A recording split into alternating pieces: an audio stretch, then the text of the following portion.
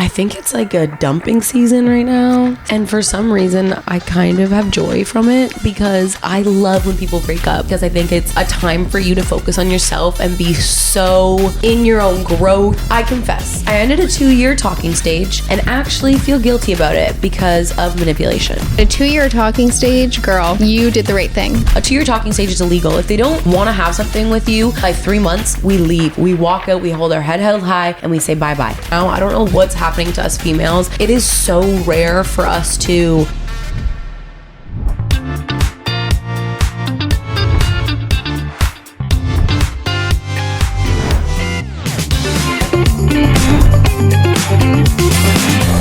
Hello everybody and welcome back to Tall Blonde. Now today we're talking a lot about relationships, and me and one of my friends have been through a lot in relationships. So guess who's back? None other than the Amy Brown. Now, I mean, we've been through a lot. When I say been through a lot, I mean been through the trekker in this case. But we are both now single and we are romanticizing it. I said the other day to Amy that I honestly feel so happy and so content right now with where I am in life. And it has to do with both of us and, you know, going through it and then coming out the other side and escaping from bad relationships and then finally being happy and like finding that happiness in that part of our life. Because yes, we both have come from great families, we both have amazing friends, but at the end of the day, we are both single and we both ended from a relationship that wasn't the cleanest. Is that a good way to say it? That's a good way to put it. Yeah. And you're how long single? About 2 months now, so it's still kind of fresh, but enough time. But a clean single, like a clean, no going back single. So it's 2 months of literally freedom, none other than getting over it and working on yourself. Yeah. And I've been single for not clean. I want to say 2 years, but like I haven't been dating anyone in 2 years. But since my ex, we were on and off, unfortunately, disgustingly, horribly, but 3 months. Congratulations. So thank you. It deserves a freaking cheers. That does. If anything deserves a drink, that deserves cheers it. to that. I hope all of you just drank too to that because you should be proud of yourself. And if you're going back to an ex, I'm not that team. I'm not on your team on that side, but that's okay. So in regards to romanticizing the single life, how would you say we've been doing so, or how would you say you would give advice to people as to how they should romanticize it? Because a lot of the times it's lonely. Yeah. It's very lonely. And I thought when I was living in New York and living alone that I had to get back with him because I thought he was the only person that knew me, that understood me, that I thought he was my person.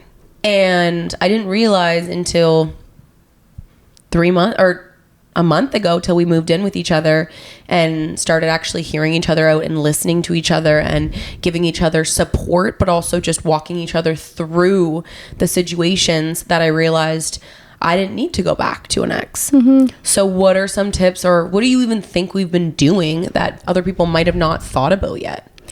I think so often when you're fresh out of a relationship, you immediately think you need to find someone else to fill that void and jump into another relationship, occupy your mind with other men. Mm-hmm. But I think it's so important to sit in your independence and not try and find someone else right away. Like, enjoy being alone. Have fun with your girlfriends. Rely on your support system. I think that's so important. And we've definitely been doing that. 100%. And I think we said this in another podcast, but we are basically dating each other. And I know that some people don't live together with another roommate, but you do got to confide in your people or your family or your friends. And for us, it just worked out perfectly that we do live together, so we can do everything, and we are very similar. But even if you do live alone, like, find someone that you can do those things with and fill that void. It sucks not being able to go on dates with the person that you actually care about. I mean, you should be going on dates, so get yourself on Hinge, get yourself on Tinder, get yourself on all the dating apps, and put yourself out there. Even though they might not be the one and it might be too soon for a relationship, it is still good to show you and see that there are other guys out there that are potential for you. I think that it is so necessary for that, no? Yeah. I agree. I think date your girlfriends. Like when you would, I guess in a past situation, go out with a guy or go to dinner with your ex, I think replace that person with a girlfriend and it'll fulfill you in the same kind of way. But what's your stance on kind of throwing yourself back into dating, like the dating scene after a breakup? Like I would say maybe don't do it in the first week because you need to grieve. But I think it's totally fair and totally okay to put yourself out there and date. Yeah, I think so too. When you're ready, like it might bring up emotions if you start to date too soon.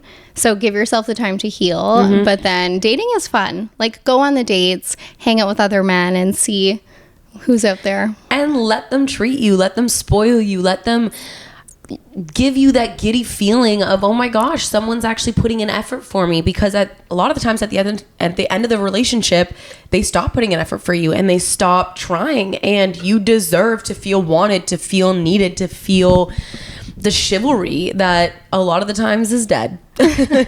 Yeah. And we've experienced, I mean, we go to the bar now, and it might be because we're two little ditzy blondes. I mean, I don't know if ditzy is the right word, but pretty blondes. But I think that going out and things and just seeing, maybe you get a shot or maybe you get a free whatever, or someone comes up to your table and talks to you and flirts with you. It just shows you that you still have so much left to live for, and there is love out there. Yeah, there's plenty of fish in the sea. There is plenty of men out there. I think we've experienced that. Yes. Going out. Very much so. And I mean, it took a little bit. Like we still look at each other and we're like, what do we do? Like we don't love the ones we're talking to, or we do for a second and then we don't, and then we do. And like you go through phases after it. But I think of the 3 and 3 rule. So I think 3 months it will take you after breaking up to at least even fully open yourself up to like dating someone, not dating in dates. I think it takes 3 months to actually open yourself up to considering a relationship. Yeah, I think that's fair. How long would you say it would take? 3 months probably is a good timeline. Because a month is too soon. A month is way too soon. 2 months, it's still kind of in the back of your head. Yeah. 3 months, I feel like you've had the time to heal. You're ready to put yourself back out there. And the whole lonely part, like it is so lonely being alone. I mean, you don't have that person in bed. You don't have that person to just say you tripped over something or dropped your latte. How would you tell people to deal with loneliness?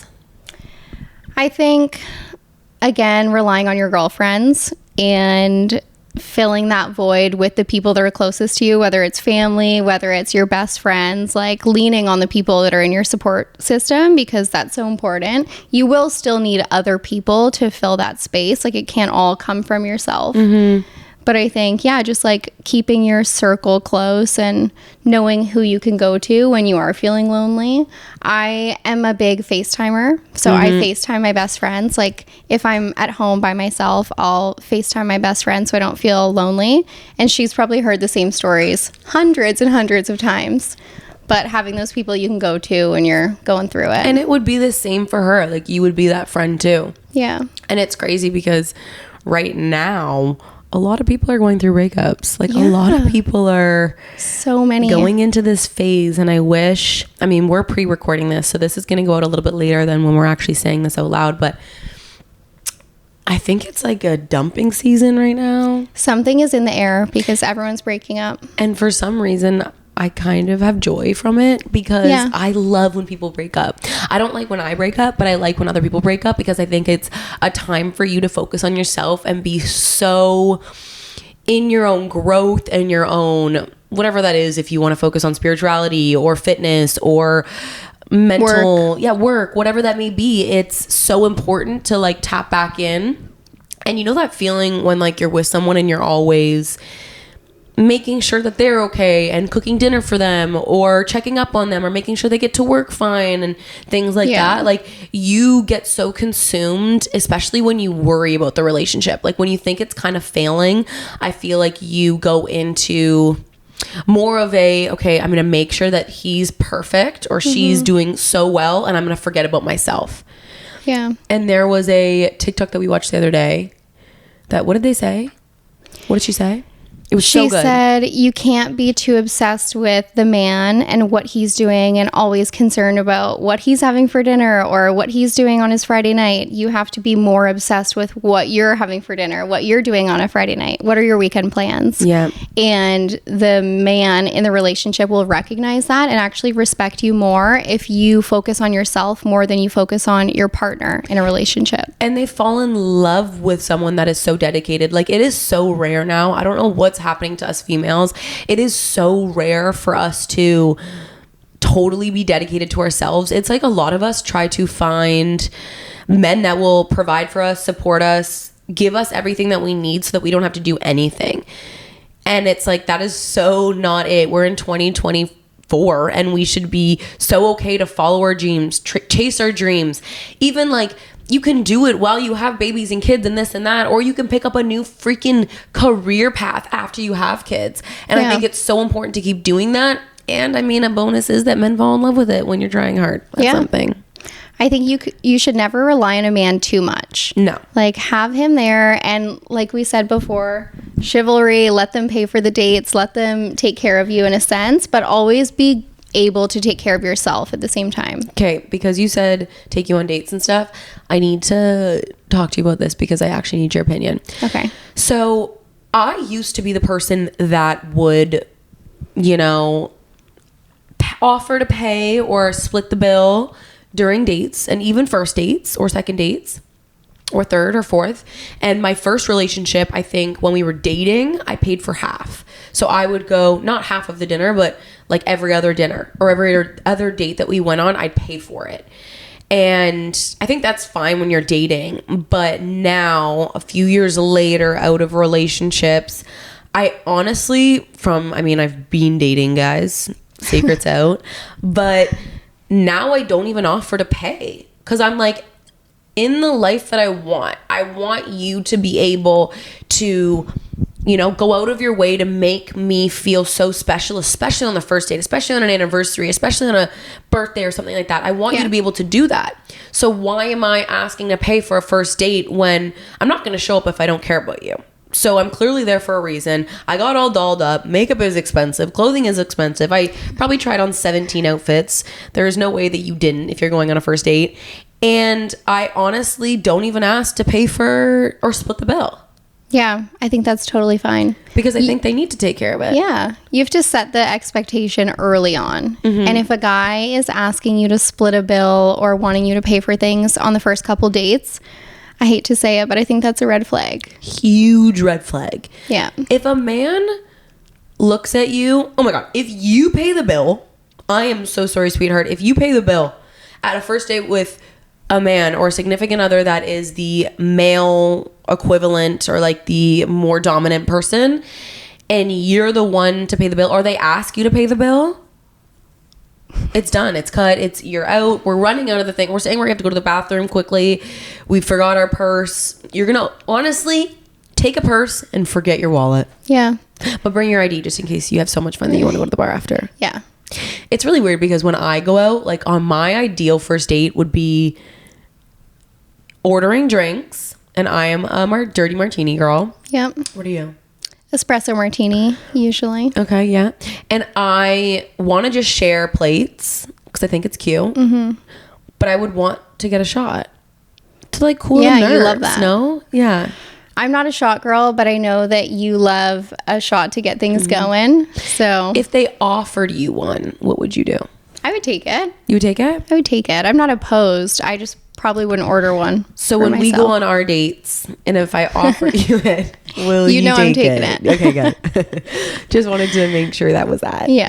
But okay, now that we're on red flags, I wasn't even going to talk about this here, but let's talk about few more red flags. Okay.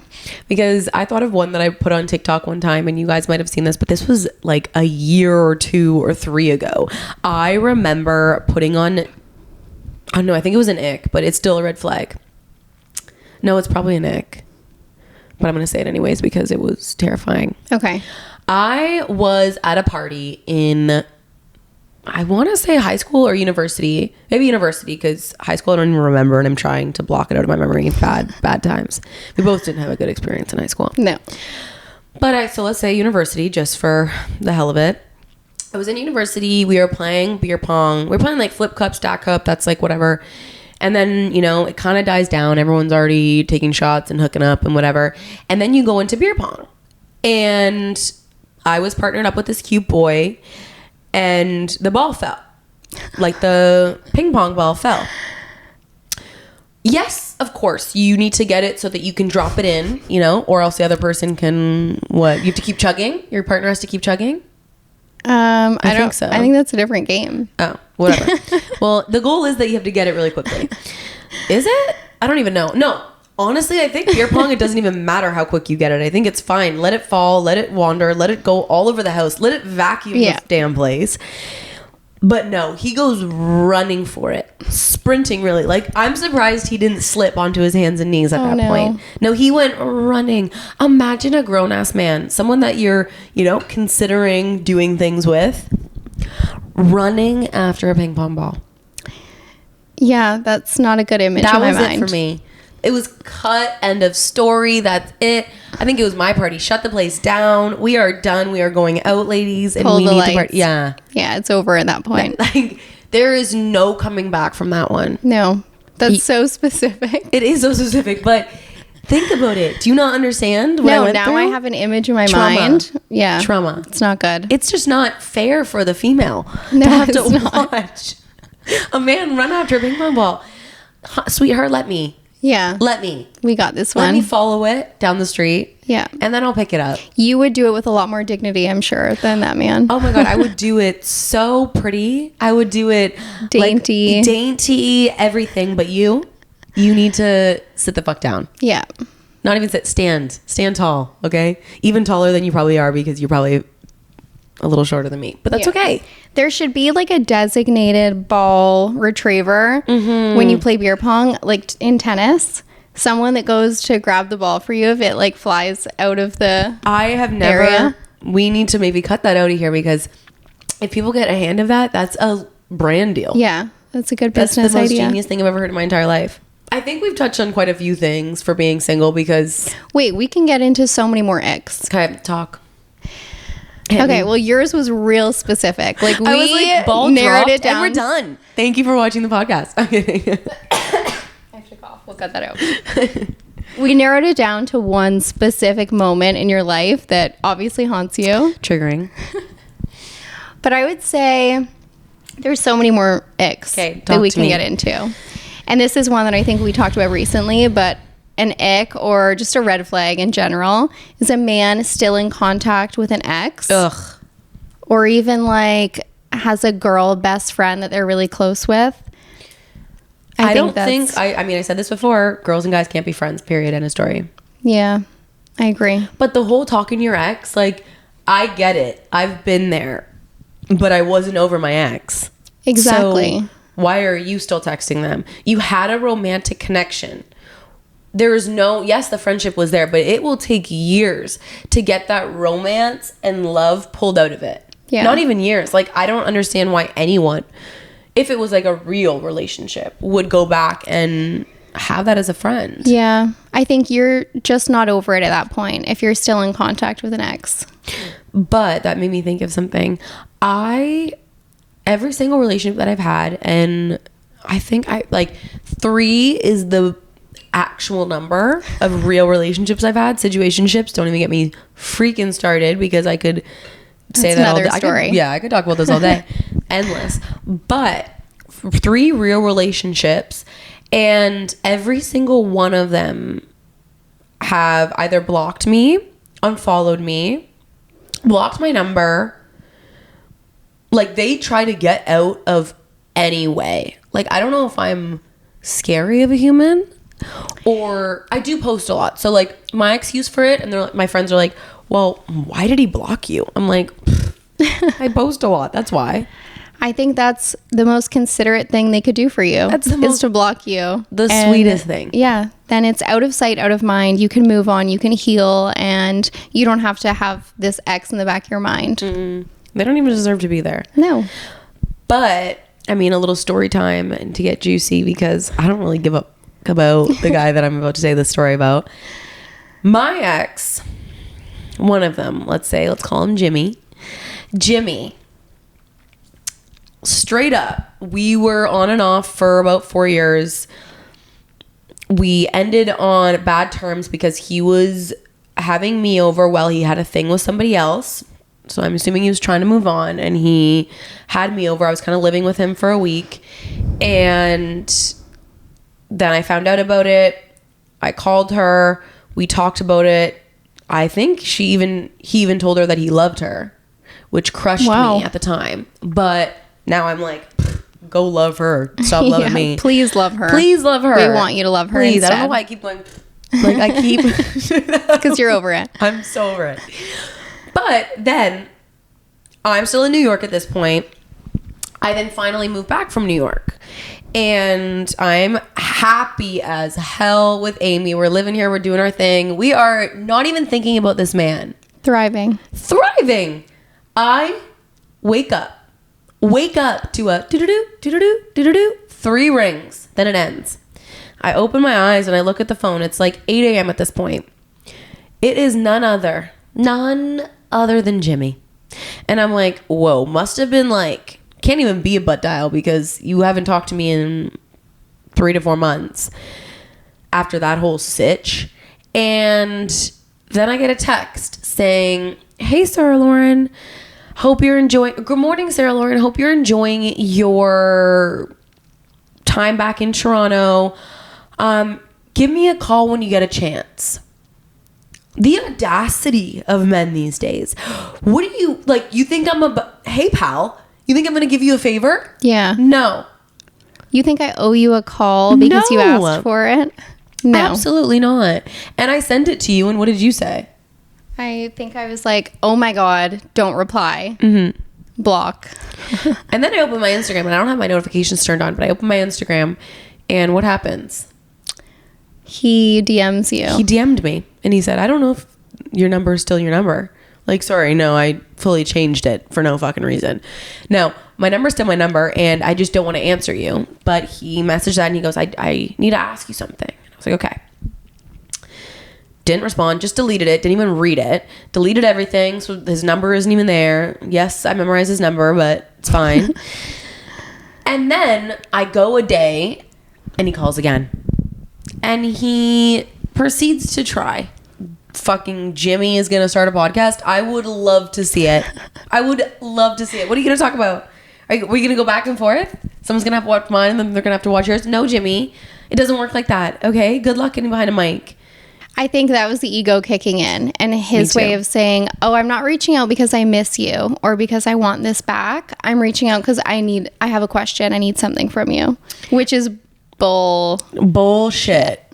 And he tried to cover it, but like, we're not idiots. We're not falling for that. No, we're not falling for that. And also, ask anybody else. Ask anybody else in this entire world. Literally anybody. Ask the person on the street or any other person that has a podcast. Also, you've never even seen my podcast because it's not even out yet. So what do you Google mean? It. Yeah. You can find the answer Literally Google elsewhere. it. Ask anybody. So not me. Jimmy, not me. No. Sorry, I had to get that story out. No, I'm glad you did. It's been on my mind, and I was like, I needed to say it. Yeah, and I'm so proud of how you handled that because it is so enticing when an ex reaches out to give some kind of response, whether it's aggressive or whether it's like, let's talk and how have you been? But it's so much more powerful, especially if you have no intention of talking to them again. It's so much more powerful to ignore. Yes, and I'm so proud of myself. Like, I know you're proud of me, and I love that. Love you for it. But a year ago, I wouldn't have been able to do it. And I didn't do it. I gave in every time. And that's life. And you learn from it and you make those mistakes. But I'm so proud of myself. And I did want to know what he wanted to say before I knew that it was about my freaking podcast. But which it wasn't. Which it definitely wasn't. But I did. And I was like, okay, like, do I answer and hear him out? Am I going to regret not hearing him out? And then I go, no, because of this new girl that is essentially supposed to be with him called me on the phone and said, hey, he cheated on me. Should I get back with him? Will he change? With no hesitation in my mind, I'd say no. Run and go find yourself somebody better that isn't going to do this to you, because it is not a trait, or it is not a mistake. It is who he is as a person. Yeah. People don't change. No. If you can do that to a partner that you love and you're in a happy relationship with, you'll do it 100 times again. You'll do it with any partner you have in the future. And cheating, like we've both been through relationships that have cheating in them. It's traumatizing. It makes you question yourself. It makes you question the entire relationship, if it was real or whatever. But sometimes it is just who they are. And if they do it to you, someone that they loved, they'll do it to anybody else. And it's kind of sad to realize that, because you probably question, you know, your relationship, but stop questioning your relationship. It is quite literally just their character and who they are. And don't question yourself. Don't ever think that it's because of you, because the right man will never cheat on their partner. And it's never a reflection of who they're with. It's a reflection of them, the cheater.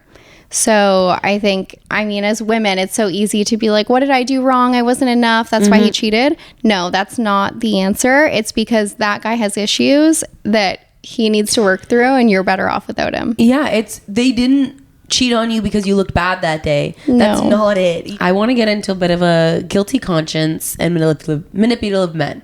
How did you find out about the cheating scandal with your boyfriend? Do you want to get into that or no? Maybe we shouldn't get into that. Okay, I'll get into mine. Okay. So, I've been cheated on quite a bit. My first relationship, I was a freaking detective. This is right now, starting now. It's how to find a cheater, okay? First, I found out through a laptop. Someone randomly told me that my boyfriend fucked somebody else, and I was like, ain't no way. So I went to his house. I went there and I go, log into your laptop. And he was like, why? And I said, log into your laptop right now. He logged in.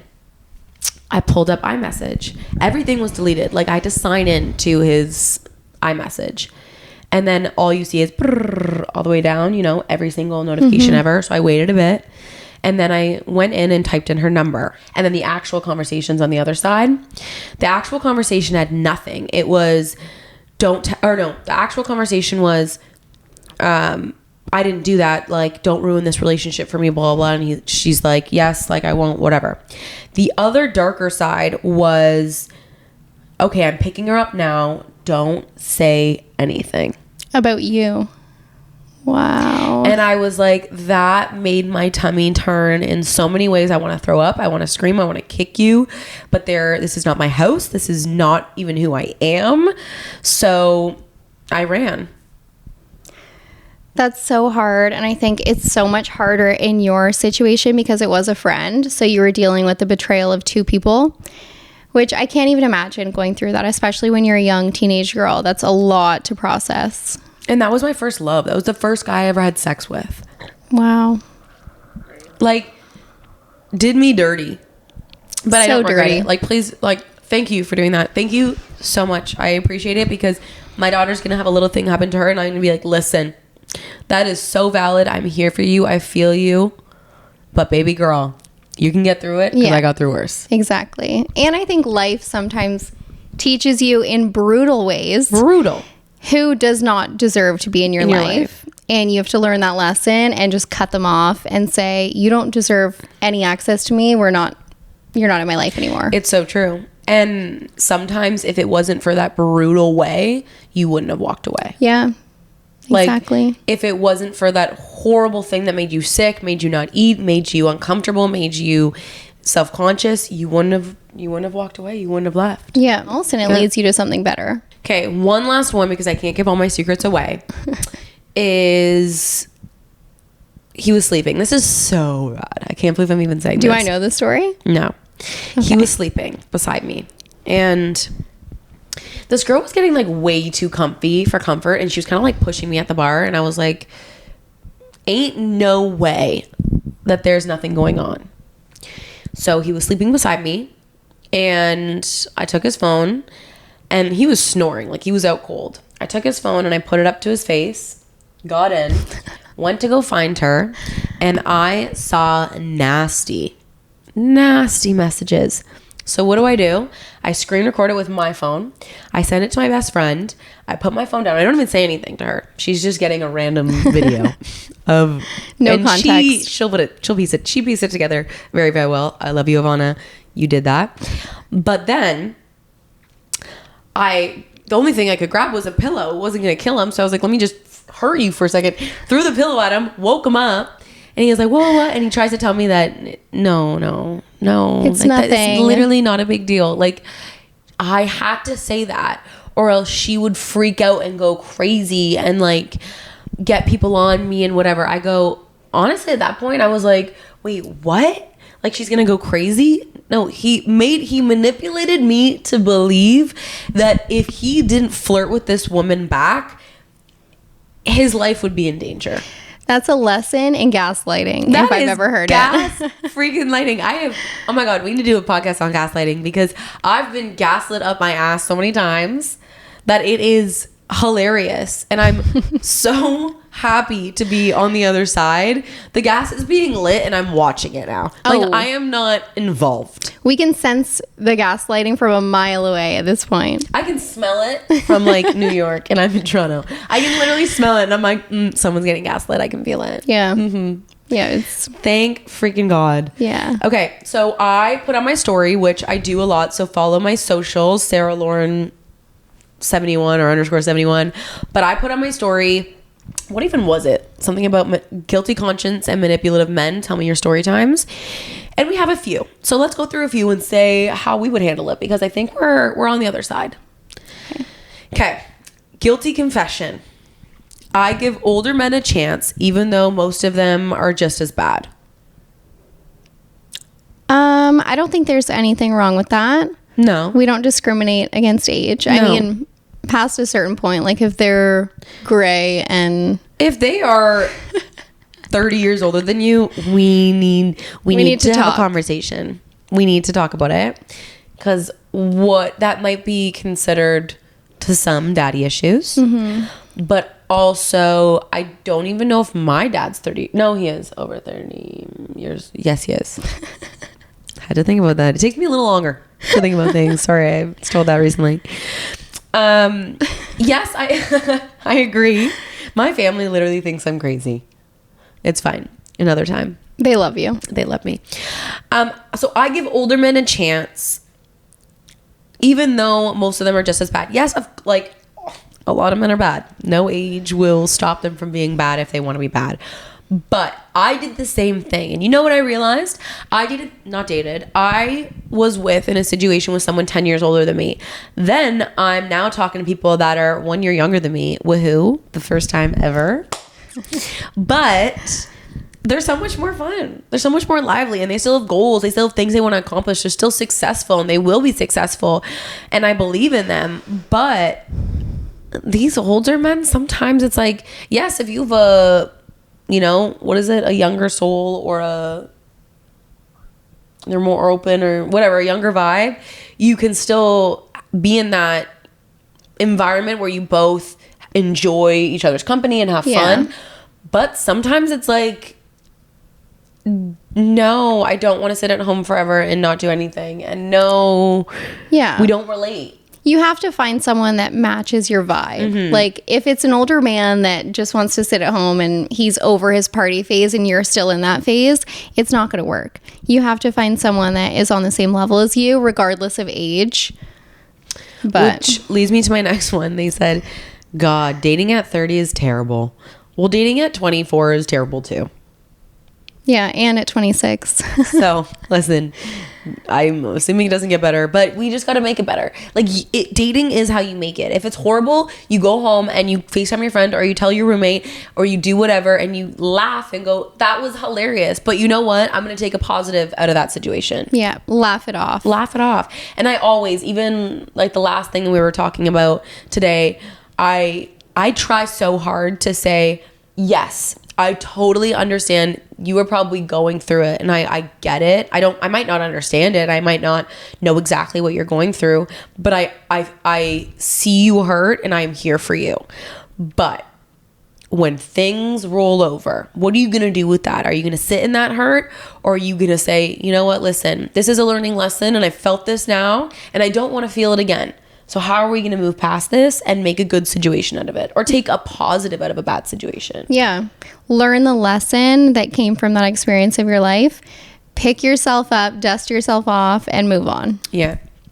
Okay, somebody else said guilty conscience. Made out with 2 different guys that are friends, same night. Claimed I didn't know they were. Okay, wait. Made out. At least you didn't go full throttle. Okay. That's a plus.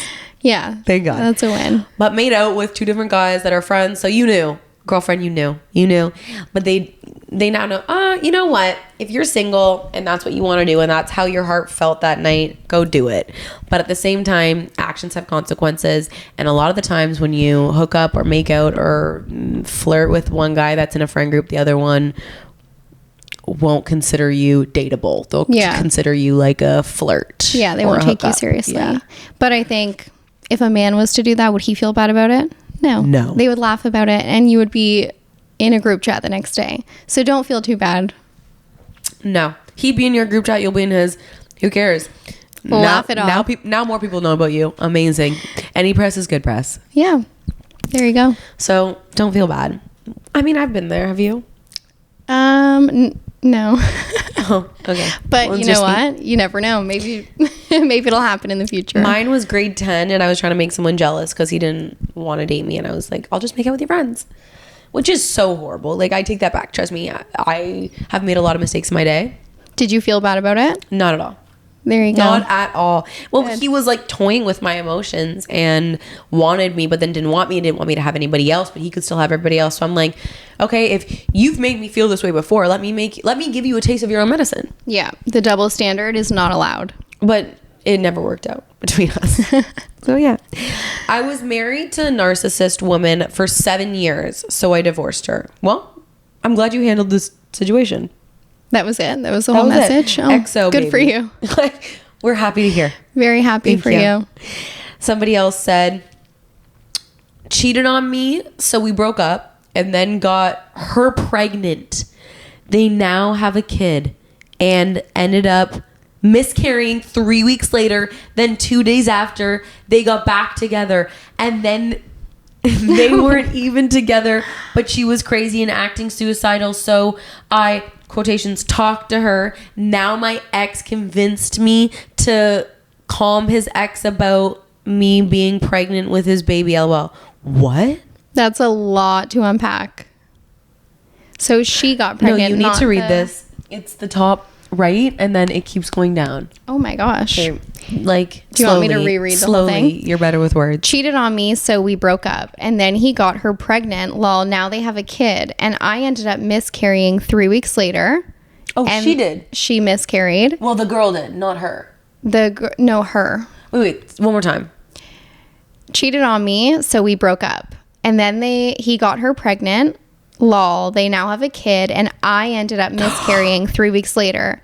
And then 2 days after, they got back together, and they weren't even together, but she was crazy and acting suicidal. So I talked to her. My now ex convinced me to calm his ex about me being pregnant with his baby. Lol. I mean, at least she can laugh about it now, but that's a horrible situation. I'm still confused. Am I just like out of it, or like, so he cheated on her, got somebody else pregnant, and then went back to her, got her pregnant. And then he got his ex pregnant. And then he went back and fucked her, and then they got pregnant. Yeah. And then he was saying he had to now be with this girl, and the other girl was freaking out, and then he got back with her. That's a lot. So he's very fertile. So put his name out there on blast so that nobody else this man needs to does it without slow it down. Yeah. He needs to put it away. That is traumatizing, and I'm so sorry you went through that. I can't even imagine. Let's leave this man in the past. Let's put him there, leave him there, and walk our fine ass away. Yeah, lock the door, throw away the key. He's done. Move. We might need to move. Not countries, but maybe down the street. Yeah. Get away from him. I would definitely move. Like, oh my gosh, that was a heavy one. That was heavy. That was my full weight that I had to pick up and put back down. Yeah. he cares a lot and shows the world. Wait. He cares a lot and shows the world, talks about it, but doesn't want to marry me. So he's putting in the effort, but he doesn't want to marry you. There has to be a time where you say, hey, listen, if you're not ready by this time next year, then I have to walk away, because marriage is what I want and that's my end goal. And if you can't provide that for me, I have so much respect for myself that I will walk away. Yeah. That's such a big thing, and I think it's scary to talk about in the beginning, but eventually it gets to a point where you need to be aligned on that. If you both want to get married, when the timeline is, because you can't wait around forever. And honestly, on my first dates, I say, oh, like, when are you going to propose? I don't even say that. I go, so, like, where do you see yourself in 5 years? Do you want kids? Because you better want to marry me. If you don't want to marry me, who are you? Yeah. Are you crazy? Are you insane? We are the best catches. How could you do more than this? I'm kidding. But no, like, you have to hold self-respect and say, this is what I want. I will never be fully happy if I don't, get this as my end goal, because a lot of the times us as women, we picture our lives from a young age. And for me, I cannot be together with someone that doesn't want to get married and have kids, because I need that to fulfill my life and myself. And that's just me having self-respect. And if someone doesn't want it, I'm not going to waste my time, and I'll give them time to make that decision or think about it and whatever, but it has to be held to a certain time frame, because I'm not waiting around forever. Yeah, I totally agree. You have to be aligned on that early on. It's an awkward conversation to have. It's such an awkward conversation. But I mean, after a certain age, you date to be long-term and eventually get married. So you need to make sure you're on the same page. Yeah, I totally agree. Okay. Last one, because we're going a little overboard and we love to yap in this. We love to yap. And we need to get drunk. We need to go out. So last one is, I confess, I ended a 2-year talking stage and actually feel guilty about it because of manipulation. So she manipulated someone? I think it's unclear who was the manipulator in that situation, but a 2-year talking stage, girl, you did the right thing by ending it. Why is that allowed? That should be illegal. A 2-year talking stage is illegal. Let's put it here right now. Set in stone. A 2-year talking stage is illegal. If they don't want to have something with you by 3 months, 3-month rule, okay? 3 months it takes you before dating somebody else, like dating, full relationship. 3 months, 3 weeks after getting over a relationship and talking to somebody else, and 3 months of talking. And if it doesn't go into a relationship, we leave. We walk out, we hold our head held high, and we say bye-bye. Yeah, cut it off. You're just wasting your time at that point. If you don't know after 3 months of talking to someone if you want to date them, then you know that you don't want to date them. And if they're leading you on for 2 years, I'm so sorry, but it's not going to happen. No, that's just a waste of your life. Go find better. Date us. Yeah. In the meantime, and then we will all find better. Yeah. Okay, well, thanks for coming on the podcast. Thanks for having me. I kind of really like when she's on, and she fits the brand, the tall blonde. I love that. So love you and love you guys. Love you. Thank you for watching. Follow me on all socials, because I post a lot of the times to get you guys' questions. I want to answer all of your, whether it's advice or questions, anything, I want to answer it. And I want to speak with you guys, because I am so happy that I have the support. I never thought I would be here, and I'm so appreciative. I could cry. Not really, because I don't cry, but I love it and I mean it. So love you guys, and see you next week on Tall Blonde.